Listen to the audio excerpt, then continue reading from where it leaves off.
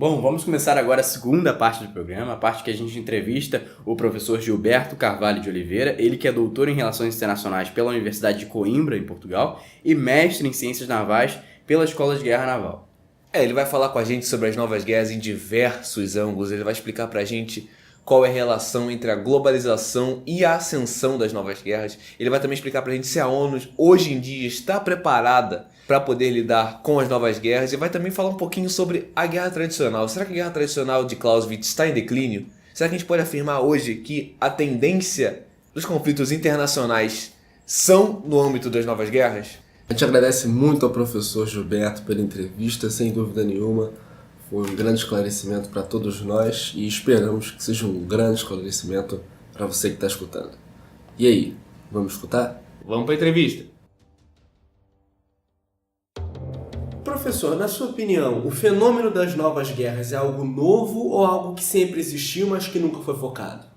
Olha, da minha concepção e também na concepção da Mary Kaldor, embora ela seja mal interpretada por esse rótulo Novas Guerras, a questão fundamental não está no novas. O contexto de novas guerras que ela tenta escrever na obra dela, obviamente que já existiu anteriormente. O que a Mary Kaldor chama atenção quando ela cria o conceito de novas guerras? Ela procura chamar para uma série de aspectos, onde a centralidade do Estado com as suas forças armadas profissionais, hierarquicamente organizadas, fardadas e disciplinadas, já não conseguem dar conta mais do espectro atual das novas guerras. E por que ela diz isso? Porque ela diz que no contexto das novas guerras, que são as guerras que começam a emergir nos anos 90 em diante, há uma crescente mescla de atores, que cada vez mais se misturam nesses contextos ao lado dessa força militar tradicional. Então, o que as novas guerras estão dizendo é que a força convencional, militar, hierarquizada, ela não está querendo dizer com isso que isso deixou de acontecer, continua presente. O que a Kaldor está querendo dizer é que outros atores se integram a esses contextos, tornando as tradicionais, digamos, dicotomias entre público, privado, militar, civil, econômico, político, criminoso, militar, tênue. Essas fronteiras começam a se tornar tênues. Muitos vão dizer o seguinte: olha, mas isso já houve. Se você for olhar as guerras de guerrilha do passado, esses aspectos também já estavam presentes. Nas guerras revolucionárias, essa mistura de atores militares com atores civis, interesses públicos e privados, também estavam presentes. A Kaldor não está querendo dizer que o conceito de novas guerras nega essas questões anteriores. E aí é que está a grande limitação na interpretação dos estudos estratégicos em relação ao conceito de novas guerras. O conceito de novas guerras tende a ser lido do ponto de vista dos estudos estratégicos focado apenas nesse rótulo novas. E aí procura conduzir o debate apenas para essa questão. Olha, será que a novidade das novas guerras de fato é plausível?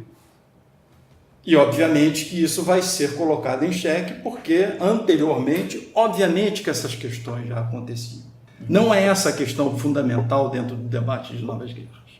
O que a Kaldor está querendo chamar a atenção com o debate sobre novas guerras não é para essa questão específica, é para um outro tipo de reflexão. E para esse tipo de reflexão que a Kaldor tenta colocar, é preciso contextualizar o debate sobre novas guerras dentro do seu campo específico de reflexão. E esse campo específico de reflexão não são os estudos estratégicos, são os estudos críticos de segurança e os estudos da paz. Quando nós desvinculamos o debate sobre novas guerras desse campo próprio de reflexão, nós tendemos a ir para esse debate meramente, é nova ou não é? É um debate muito raso se nós formos considerar o argumento da Kaldor em sua amplitude geral. O argumento da Kaldor é muito mais profundo e vai muito além do que essa questão da novidade ou não das novas guerras. Embora esse seja um debate que, pelo menos do ponto de vista dos estudos estratégicos, é central.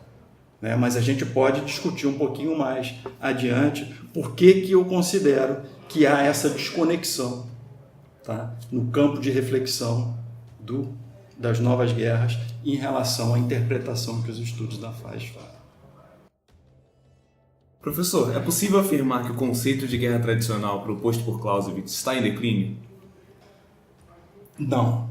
E não é isso que a Kaldor quer dizer também quando ela está tratando do conceito sobre novas guerras e outros autores. Eu estou falando aqui Mary Kaldor, porque Mary Kaldor normalmente é a autora que vem à mente quando se fala em novas guerras. E também é a autora com a qual os estudos estratégicos têm se envolvido de uma forma mais direta. Mas tem que se ter aqui a noção de que o debate sobre novas guerras inclui um amplo espectro de autores num debate muito mais abrangente. Além de Kaldor, tem aí David King, Mark Duffield, Mats Berdahl, David Malone, Pilg. Tá? É uma série de atores que procuram refletir sobre as novas guerras. O que esses atores estão querendo dizer não é que a guerra clausewitziana foi superada. Isso seria muita inocência da parte deles. Isso seria uma análise muito superficial se eles estivessem querendo dizer isso. É óbvio que eles sabem que as guerras entre estados, que as motivações, né, de guerra entre estados, dentro de uma lógica convencional clausewitziana, ainda estão em vigor.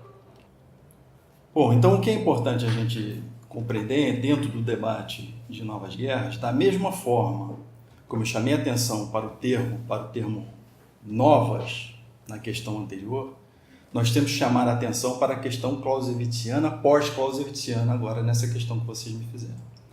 Quando o debate sobre novas guerras definem as novas guerras como pós-clausewitzianas, elas não estão querendo dizer que a guerra clausewitziana não faz mais sentido, não é isso.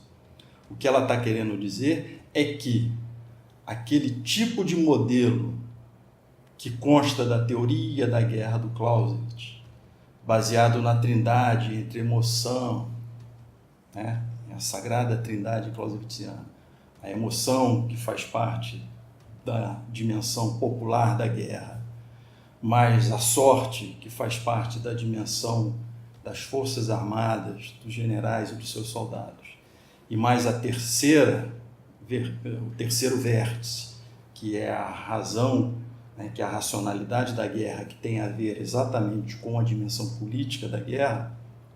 O que as novas guerras estão querendo dizer é que esse terceiro pilar encontra-se fragilizado dentro desse contexto das novas guerras.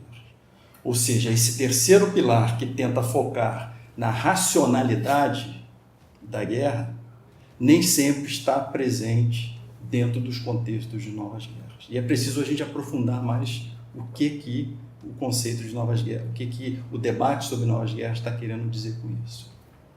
É óbvio que quando você olha para as novas guerras, existe uma razão instrumental entre os grupos. Tá? Os grupos agem, os grupos comunitários, os atores que estão nas novas guerras, agem, obviamente, por uma razão instrumental. Mas não é isso que Clausewitz está chamando de racionalidade. Não é esse tipo de razão instrumental dos grupos envolvidos no conflito que Clausewitz coloca no terceiro vértice da sua trindade. Quando Clausewitz diz que ao lado da emoção, da sorte, há a razão, essa razão é a razão do Estado. Embora muitas críticas a Mary Kaldor digam, né, que as novas guerras também têm essa componente de racionalidade, essa racionalidade normalmente tem a ver com a razão instrumental dos grupos, mas não a ver com essa racionalidade do Estado. Não é mais a razão do Estado que está ali em jogo como uma componente fundamental. O que dentro da tradição clausewitziana é visto dessa forma.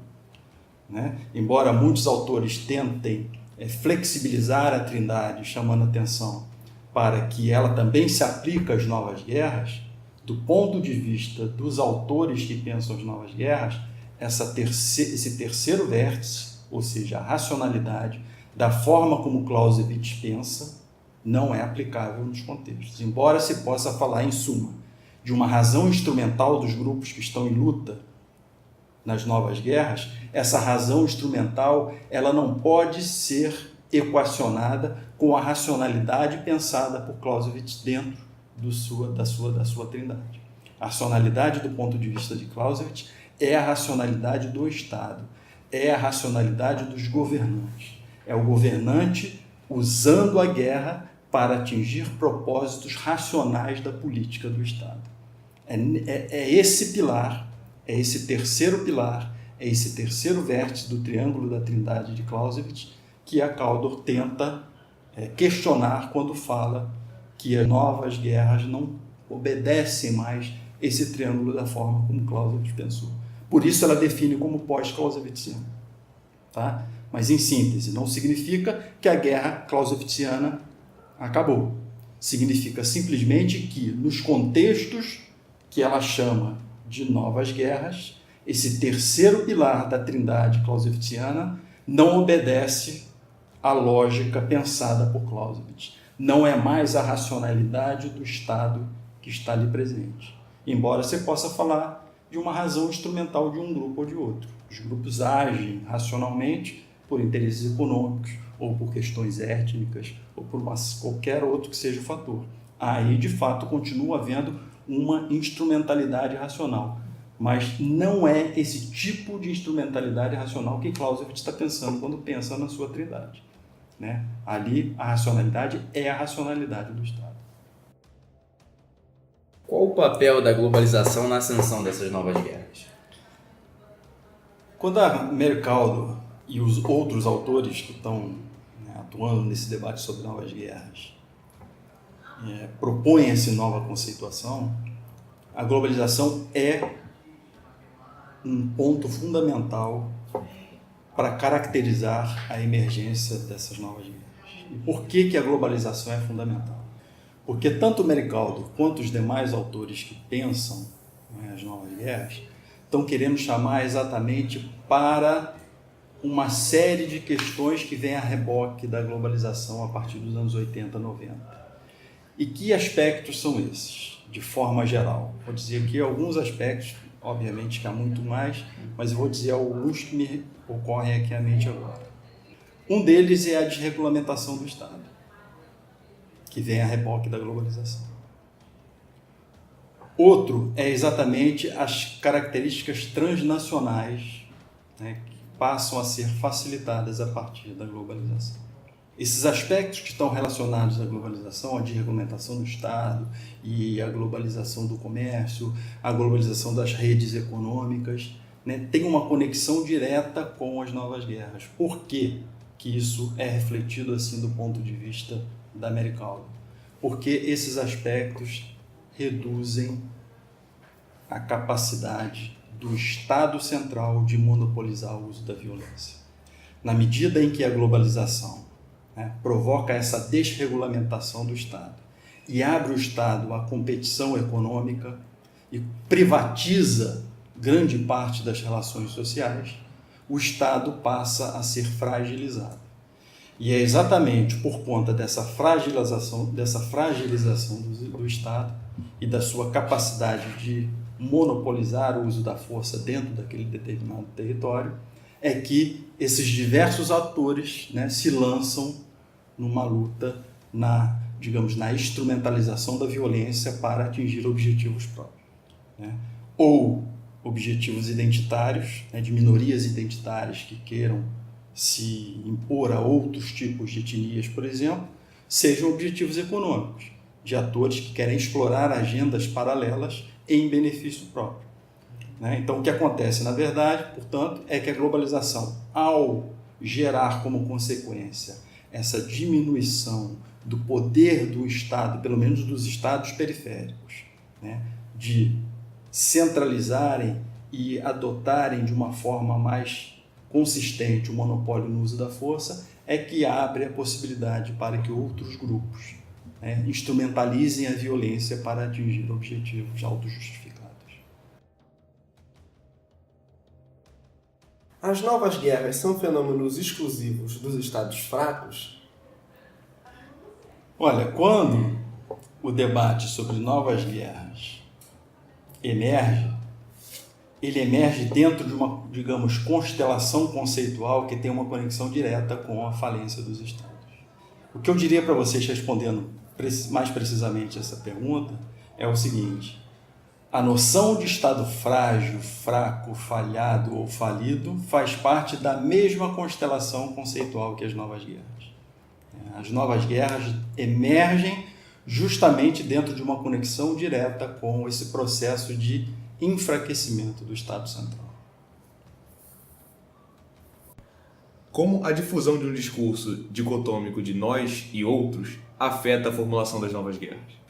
O conceito de novas guerras, ele tem uma conexão fundamental com essa questão identitária. O debate sobre novas guerras nasce na passagem dos anos 80 para os anos 90, quando essa questão da identidade começa a tomar uma dimensão muito grande nas relações internacionais. E um dos pontos fundamentais dentro do debate de novas guerras é exatamente chamar a atenção para as questões identitárias, ou seja, para as questões sobre a construção de identidades antagônicas do tipo nós, outros, tal como você formulou. E que aspectos são fundamentais nisso daí que o debate sobre novas guerras procura chamar a atenção?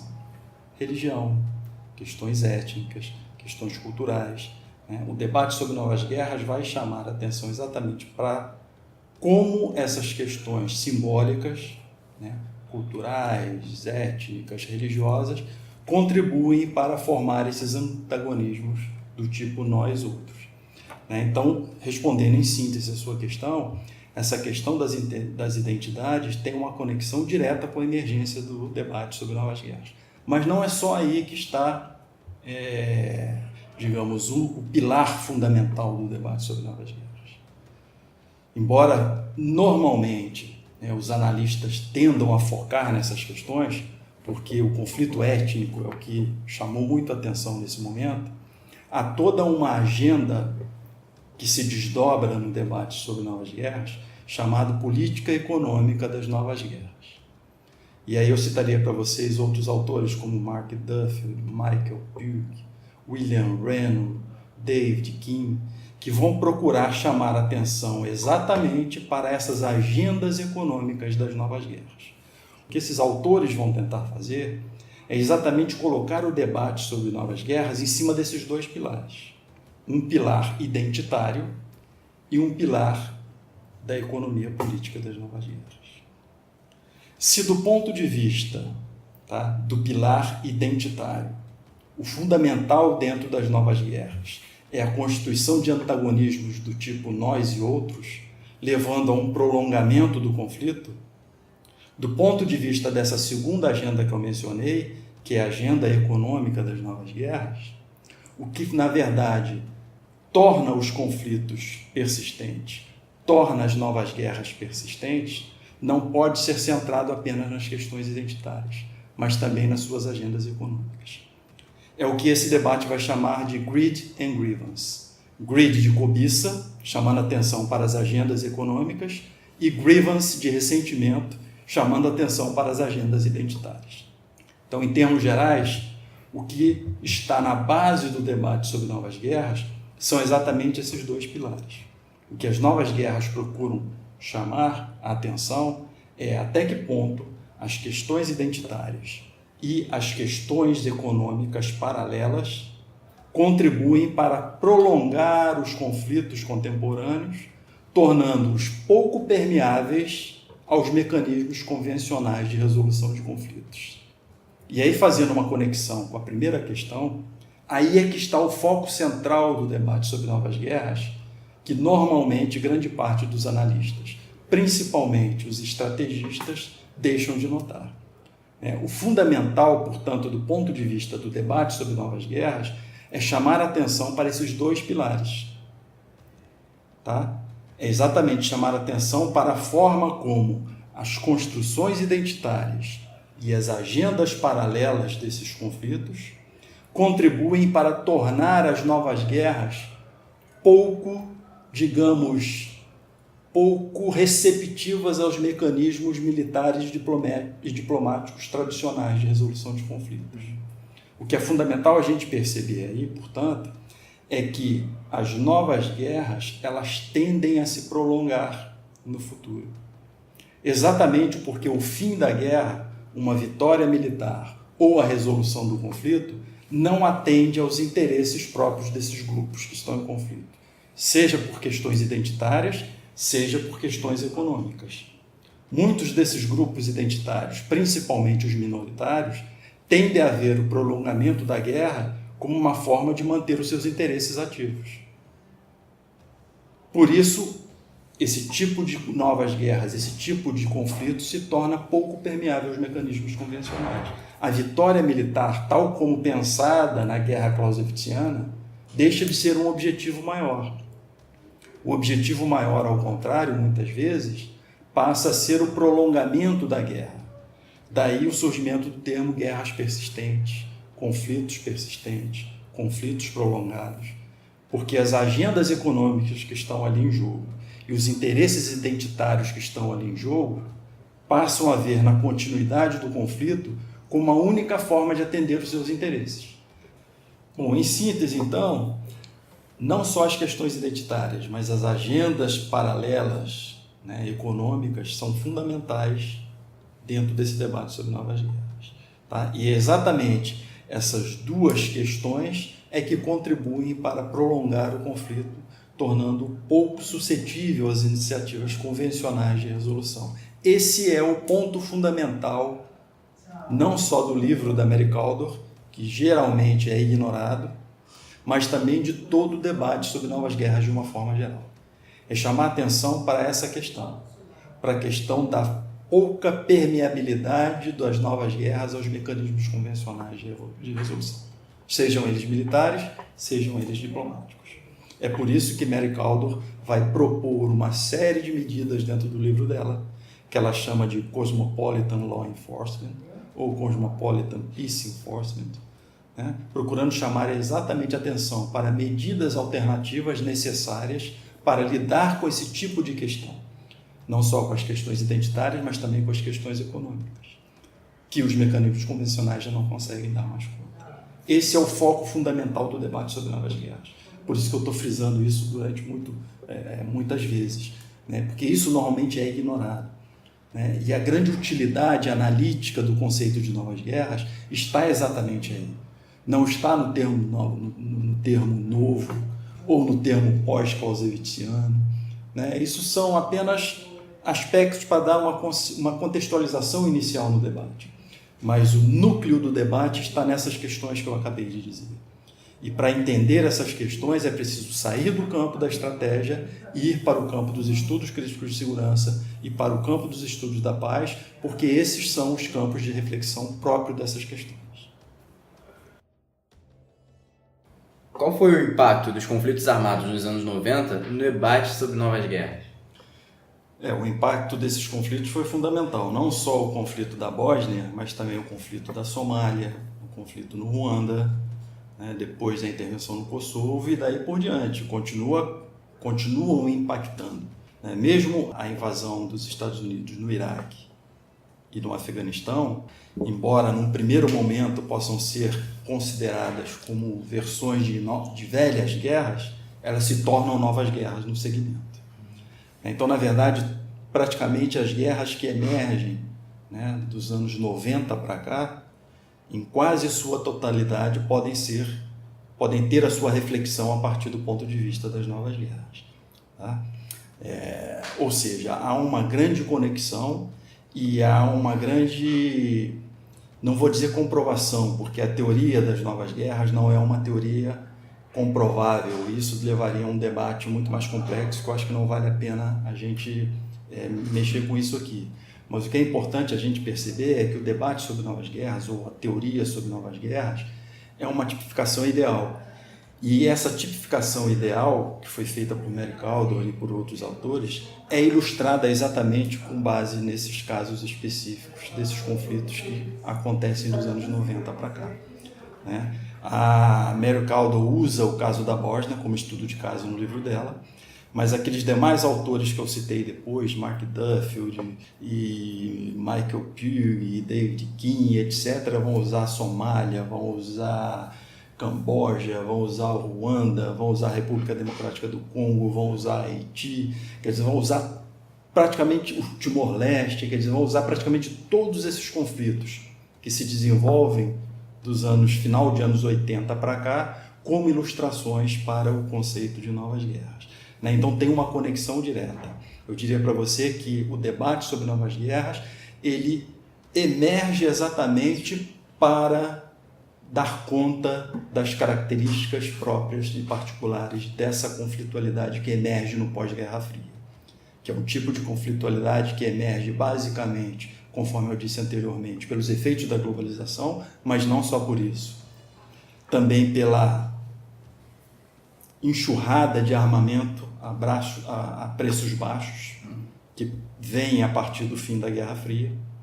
Né? Isso tem um impacto fundamental ao lado da globalização na emergência das novas guerras. Né? O fim dos subsídios das superpotências a esses estados, que também se enfraquecem por conta disso.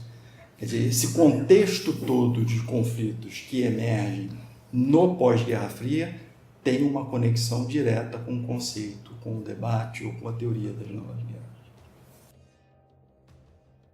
Hoje em dia, a ONU está preparada para intervir em casos caracterizados como novas guerras?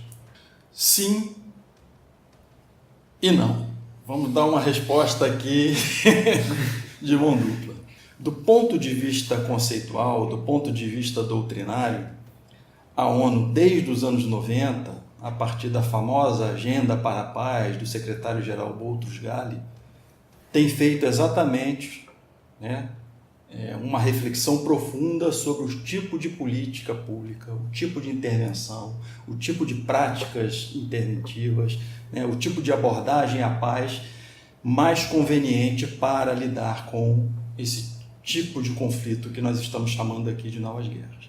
Então, do ponto de vista conceitual e doutrinário, e cada vez mais também do ponto de vista institucional, a partir da criação do Departamento de Peacekeeping, né, ainda nos anos 90 e a partir dos anos 2000 do embrião de Departamento de Peacebuilding, eu diria para vocês que a ONU está cada vez mais se aparelhando para lidar com esse tipo de conflito. Tá? Então, desse ponto de vista, nós podemos dizer que a ONU está, sim, né, digamos, aparelhada doutrinariamente, conceitualmente, institucionalmente, para lidar com esse tipo de conflitualidade. Por outro lado, eu acho que caberia aqui, para complementar essa resposta, dizer o seguinte: isso não significa, porém, que os rumos que o intervencionismo internacional em nome da paz está tomando consegue lidar de forma efetiva com esses contextos de novas guerras. É um tipo de colocação distinta que eu estou fazendo agora. Tá? Se de um lado, do ponto de vista conceitual, doutrinário e institucional, a ONU está preparada, por outro lado, a forma como esse modelo de paz está sendo implementado na prática está mostrando uma série de fragilidades para lidar com as novas guerras. Eu diria para você que duas grandes fragilidades estão aí nesse contexto. A primeira delas é uma crescente militarização das intervenções internacionais nos contextos de novas guerras. Desde a MINUSTAH, né, onde surge pela primeira vez o termo S de estabilização, um título de uma missão da paz, e depois replicado em outras intervenções no continente africano, tipo a MINUSMA, a MONUSCO e a outra, a centro-africana, a MINUSCA. O que está acontecendo aí é que cada vez mais esse tipo de intervenção da ONU assume uma semelhança com uma operação de guerra. Ou seja, o que está acontecendo, portanto, nas práticas da ONU, ao contrário das suas doutrinas e dos seus conceitos, é que esse modelo, ao ser transformado para a prática, está ignorando esses conceitos, em sua grande maioria oriundos da Agenda de Estudos da Paz, e sendo colocados em prática mais como uma operação de guerra. Desde o Haiti, e principalmente na República Democrática do Congo, quando pela primeira vez a ONU autorizou uma missão, uma brigada de intervenção com mandato inclusive para neutralizar focos de resistência ao processo político em vigor, apoiado pela comunidade internacional, o que está acontecendo é que as questões tradicionais de intervenção da ONU, do tipo imparcialidade do interventor, moderação no uso da força e consentimento das partes, tem sido relegada para segundo plano. Então está havendo, em síntese, uma militarização e uma semelhança cada vez maior com uma operação de guerra. Esse é o primeiro aspecto a ser mencionado. O segundo aspecto a ser mencionado dentro desse modelo é que, apesar de conceitualmente presente também dentro da ONU a necessidade de transformar as raízes mais profundas, e quando eu falo raízes mais profundas, eu estou dizendo raízes estruturais e raízes culturais do conflito, esse modelo de transformação tem sido cada vez mais equacionado com um modelo de construção de Estado similar ao Estado liberal ocidental, em qualquer que seja a sociedade alvo de intervenção. Isso é altamente problemático, porque o que a ONU tem conseguido fazer, na verdade, é a construção de um Estado meramente virtual, na medida em que esse Estado espelhado no Ocidente nem sempre é compartilhado pelas instâncias de governação e autoridade local. Consequentemente, o que está acontecendo, portanto, são essas duas grandes dinâmicas que eu ressaltaria para vocês. Uma crescente militarização, que está transformando as operações de paz numa operação de guerra, e um projeto de engenharia social que tem transformado o conceito de peace building, voltado para a transformação das raízes culturais e estruturais da violência, num modelo de state building espelhado no Estado ocidental. Como consequência, isso tem levado a um Estado vazio, a um Estado virtual, a um Estado no papel, que atende mais como ponto de contato com a comunidade internacional do que como uma entidade soberana, de fato legítima, junto às suas esferas locais. Então, eu diria para vocês, respondendo em síntese a essa questão sobre a ONU, ela está, sim, do ponto de vista conceitual, institucional e doutrinária, preparada para lidar com as novas guerras. Porém, a forma como o modelo está sendo colocado em prática não está conseguindo atender a esses aspectos conceituais e doutrinários previstos. É aquele famoso no papel ela consegue, mas na prática Exatamente. Ela encontra muitas dificuldades. E não consegue por uma série de fatores que a gente podia discutir também. Talvez não seja o caso aqui, mas é uma questão importante para se desenvolver dentro de uma agenda atual de pesquisa sobre as novas guerras. Por que a ONU, estando preparada do ponto de vista conceitual, doutrinário e institucional para lidar com as novas guerras, tem falhado na prática? Não vou responder isso agora, porque isso demanda um debate amplo, mas é uma agenda que continua aberta, né? É uma agenda que atualmente ocupa grande parte das preocupações dos estudos da paz, né? Os conceitos originais importados dos estudos da paz dentro da ONU nos anos 90, ao serem colocados na prática, têm falhado em conseguir o que estava previsto. É preciso discutir essas questões. O que tem levado a ONU a militarizar cada vez mais as suas intervenções nas novas guerras e o que tem levado a ONU a adotar um projeto de peace building cada vez mais equacionado através de um modelo de state building inspirado no modelo ocidental, provocando como resultado final um Estado vazio, um Estado falhado, que, em princípio, seria o que deveria ser reparado numa intervenção nas novas guerras, se nós voltarmos ao início da discussão. O Estado falhado, a falha do Estado central, a fragilidade do Estado central, é o que está associado do ponto de vista conceitual desde o início com as novas guerras. Então, do ponto de vista de políticas públicas, qual seria, em termos gerais, a grande linha de ação da comunidade internacional? Fortalecer esse Estado. Se é o Estado frágil que provoca esse tipo de contexto chamado novas guerras, qual seria a medida factível para superar as novas guerras? Devolver a esse Estado frágil a sua capacidade de monopólio do uso da força. Mas isso não interessa aos Estados, né? Por uma série de questões. por uma série de questões. Na medida em que você constrói um Estado frágil, inspirado no modelo ocidental, sem sustentação interna, a causa do problema continua, apesar de todo o aparato que a ONU desloca para lidar com esse problema, apesar de todo o aparato militar, apesar de todo o aparato de engenharia social, de construção do Estado, apesar de todo o aparato humanitário, apesar de todo o aparato de toda a rede de desenvolvimento conduzida por agências de desenvolvimento governamentais ou agências não governamentais, as chamadas ONGs, né? Apesar de todo esse aparato que se desloca numa intervenção, essa figura do Estado continua frágil.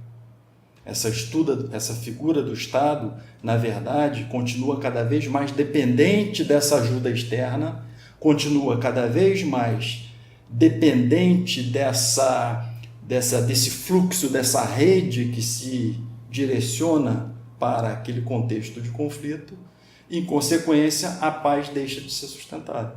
A paz deixa de ser sustentável na medida em que a sociedade local não se apropria dessas medidas.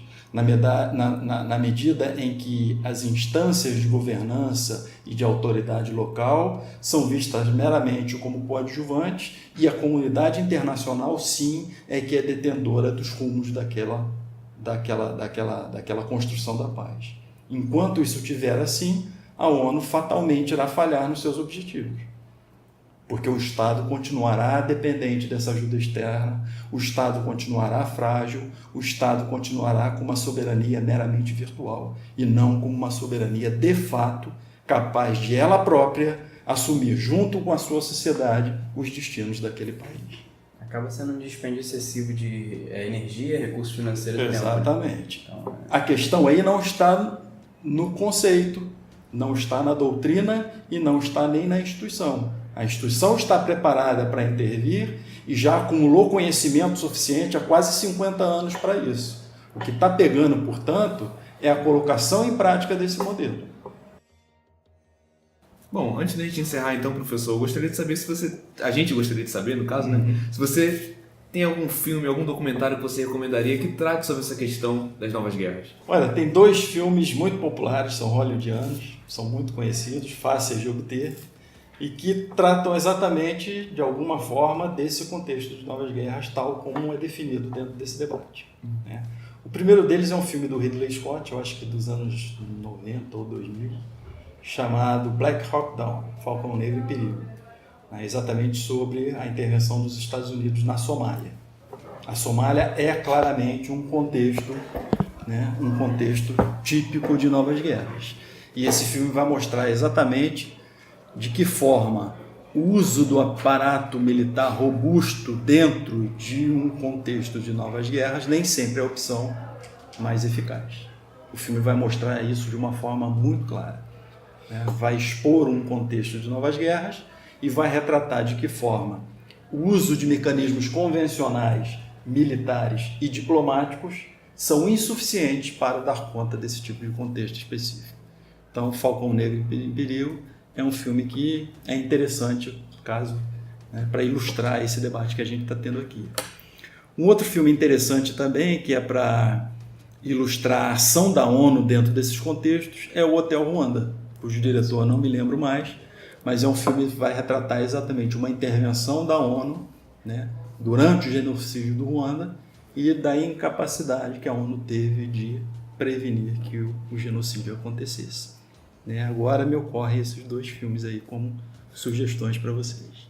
Bom, professor, estamos muito agradecidos pela oportunidade de estar comentando um pouco mais sobre esse assunto, explanando um pouco mais sobre esse assunto de novas guerras com o senhor. Muito obrigado por ter disponibilizado seu tempo para a gente. Eu que agradeço.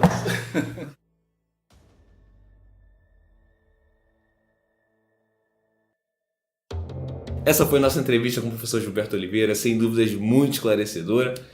Muitíssimo obrigado, professor. Inclusive, a recomendação de filme sensacional do professor Gilberto Oliveira, Black Hawk Down, Hotel Ruanda, 2 filmes muito bons que com certeza retratam a questão das novas guerras de maneira excepcional. Bom, antes de terminar o nosso terceiro De Olho no Front, vamos então à hora dos agradecimentos, a famosa hora dos agradecimentos que está sempre aqui conosco desde o primeiro programa. Bom, a gente vai fazer o nosso agradecimento ao SDG, que nessa 7ª edição está em parceria com o De Olho no Front. Também agradecendo aos professores Gilberto Oliveira, Daniela Dionísio, Flávio Combat, Adriana Marques, Diogo Dário, todos eles pela grande contribuição. Também agradecendo a Rita Colares, ao Mateu Manes, ao Lucas Evans, ao Luca Minucci, ao Túlio de Araújo, ao Pedro Alencar e ao Leone Rezende. Muito obrigado a todos vocês pela contribuição. É graças a vocês que o De Olho no Front é o que é. É pouquinho, mas logo vai ser bastante coisa. É isso aí, galera. O terceiro De Olho no Front fica por aqui. Mais uma vez, muito obrigado. Agora o meu muito obrigado, né? O pessoal agradeceu e agora estou agradecendo. De verdade, vocês fazem parte disso tudo e com certeza contribuem para que a gente cresça e que tenha uma melhor estrutura no programa. Bom, a gente vai anunciar também que no próximo De Olho no Front a gente vai dar uma atenção muito maior ao feedback de vocês. A gente vai aqui ler os principais comentários sobre não só o terceiro De Olho no Front, mas o De Olho no Front em si. Então mande o seu comentário na nossa página no Facebook, mande um inbox na nossa página no Facebook, mande um e-mail pra gente, deolhonofront@gmail.com, mande um sinal de fumaça, um código Morse, um bate-sinal, enfim, o que você achar mais conveniente. Mande o seu feedback. Bom, é isso, galera. Espero que vocês tenham curtido. E se eu fosse você, eu ficaria de olho no front. Tchau!